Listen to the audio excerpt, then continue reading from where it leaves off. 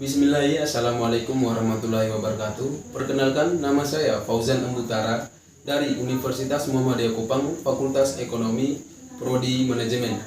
Di sini saya akan memaparkan hasil makalah yang saya buat dengan judul Efisiensi Pasar.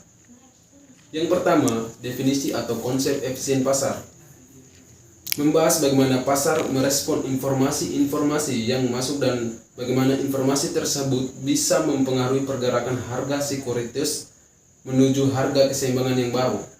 Secara umum, efisiensi pasar atau marketing efisiensi didefinisikan sebagai hubungan antara harga-harga sekuritas dengan informasi.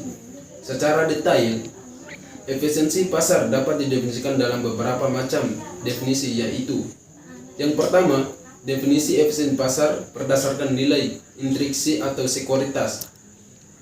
Efisiensi pasar diukur dari beberapa jauh harga sekuritas menyimpang dari nilai instruksinya. Dengan demikian, suatu pasar yang efisien menurut konsep ini dapat didefinisikan sebagai pasar yang nilai-nilai sekuritasnya tidak menyimpang dari nilai-nilai instruksinya. Yang kedua,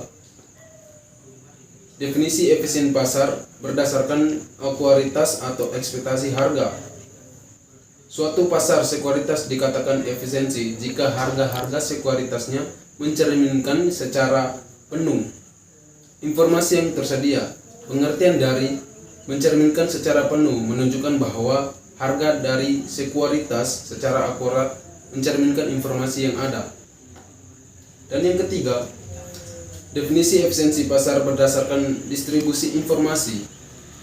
Pasar dikatakan efisiensi terdapat suatu informasi hanya jika harga-harga sekuritas bertindak seakan-akan setiap orang mengamati sistem informasi tersebut.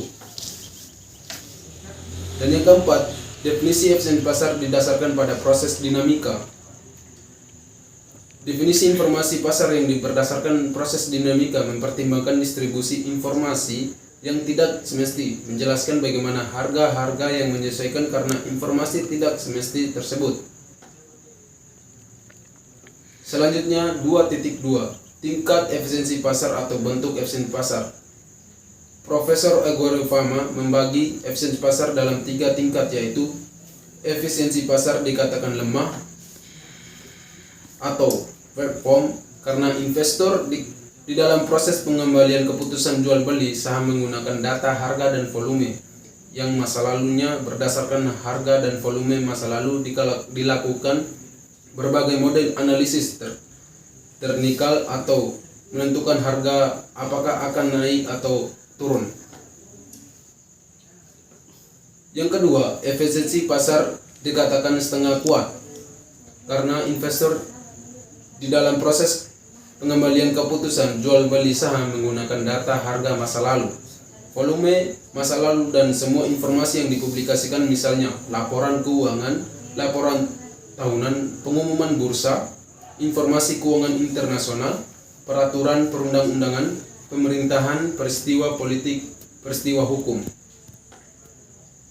Dan yang ketiga, efisiensi pasar dikatakan bentuk kuat karena penggunaan data yang lebih lengkap, yaitu harga pasar atau harga masa lalu, volume masa lalu, informasi yang dipublikasikan, informasi privat yang tidak dipublikasikan secara umum.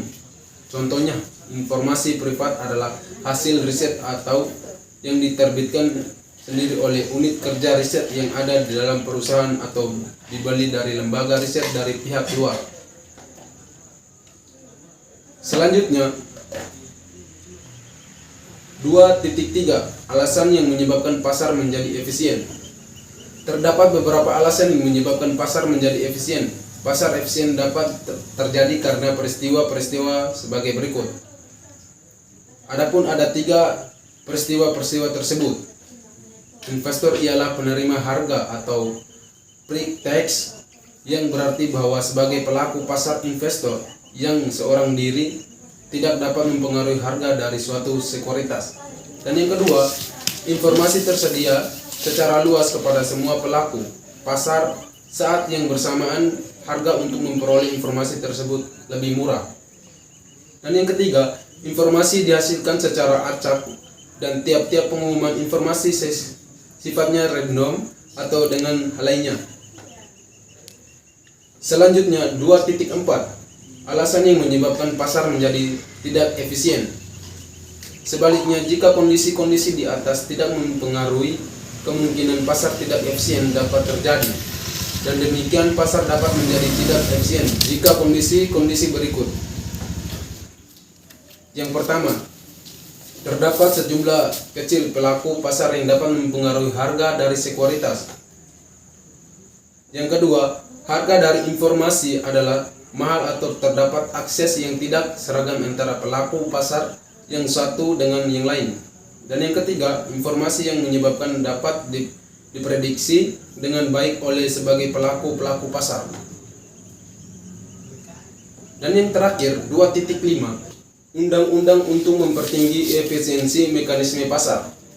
Salah satu cara dapat digunakan pemerintah untuk mempertinggi efisiensi kegiatan ekonomi dan mencapai tujuan-tujuan lainnya dalam menjalankan dan mengembangkan kegiatan ekonomi. Mengembangkan ekonomi adalah dengan membuat peraturan atau undang-undang yang mengatur kegiatan ekonomi yang dilakukan dalam negara atau pemerintahan.